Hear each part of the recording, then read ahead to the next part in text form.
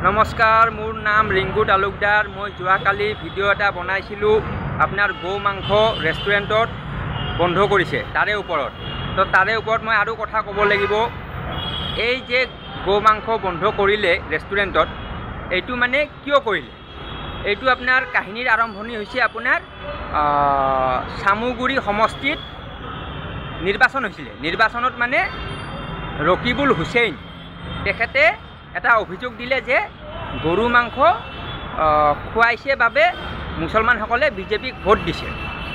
তাৰে পিছত CM-এ ক'লে যে ভূপেন বৰা আৰু ৰকিবুল হুছেইন এই দুজন ব্যক্তিয়ে গৰু মাংস বন্ধ কৰক বুলি এখন লিখিত চিঠি দিলে হ'ল, মই লগালগ বন্ধ কৰি দিম।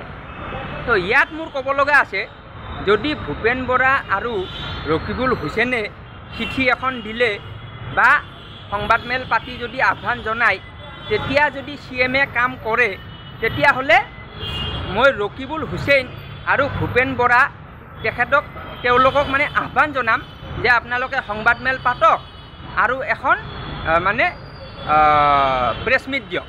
এই প্ৰেছ মিটত আপোনালোকে কৈ দিয়ক যে CM ছাৰ, আপুনি অসমত মদ বন্ধ কৰিব লাগে, মদ বন্ধ কৰক, বা আপোনালোকে চিঠি লিখক মুখ্যমন্ত্ৰীলৈ। তেতিয়া আপোনালোকৰ চিঠি পালে মুখ্যমন্ত্ৰীয়ে কাম কৰিব, একশ্যন ল'ব। তো মদটো যদি এনেকৈ বন্ধ কৰিব পাৰে, এইটো মানে অসমবাসীৰ বাবে বহুত ডাঙৰ সকাহ হ'ব, বহুত ডাঙৰ সকাহ, আৰু বহুত মহিলাই শান্তি পাব। বহুত মহিলাৰ গিৰিয়েকে মদ খায়, মহিলাবোৰে মানে বেয়া পায়, তো সেই মহিলাবোৰে শান্তি পাব। আৰু আপোনাৰ বহুতৰ পুতেকে মদ খায়, সেই মদ খোৱা পুতেকবোৰৰ মাকবোৰে শান্তি পাব। তো এই মানুহবোৰে ৰকিবুল হুছেইন আৰু ভূপেন বৰা এই দুজন ব্যক্তিক আশীৰ্বাদ দিব, কাৰণ তেওঁলোকে চিঠি লিখাৰ ফলত CM-এ মদ বন্ধ কৰি দিব। এই প্ৰশ্নটো মই কৈ আছোঁ। তো যদি ৰকিবুল হুছেইন আৰু ভূপেন বৰাৰ কথা মতে CM-এ কাম কৰে, এইটোতো আমাৰ কাৰণে ভাল খবৰ। আপোনালোকে ৰাইজৰ মাজত কি সমস্যা আছে, সেই সমস্যাটো CM-লৈ চিঠি লিখি জনাই দিয়ক। CM-এ লগালগ তাতে বিল পাছ কৰি দিব, আইন বনাই দিব। ইমান ধুনীয়া অপশ্যন দিছে। মইতো CM ছাৰক চেলুট জনাম যে আপুনি যে বিৰোধীৰ কথা মতে কাম কৰে, এইটো মানে বহুত ডাঙৰ কথা। এনে সাধাৰণতে শাসনত থকা লিডাৰে বিৰোধীত থকা লিডাৰক পাত্তাই নিদিয়ে। কি বকি আছে, বকি থাকে, এনে কৈ থাকে, এনেকুৱা টাইপ মানে ভাবে।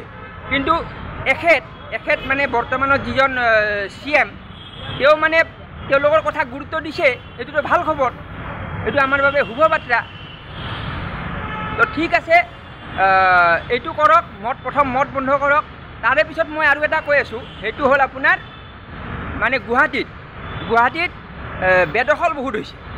চাৰিওফালে বেদখল, বনভূমি বেদখল, জলাশয় বেদখল, ভৰলু নৈ বেদখল, ৰেলৱেৰ মাটি বেদখল, চৰকাৰী মাটি বেদখল, GS ৰোড বেদখল, চাৰিওফালে বেদখল। তো এই বেদখল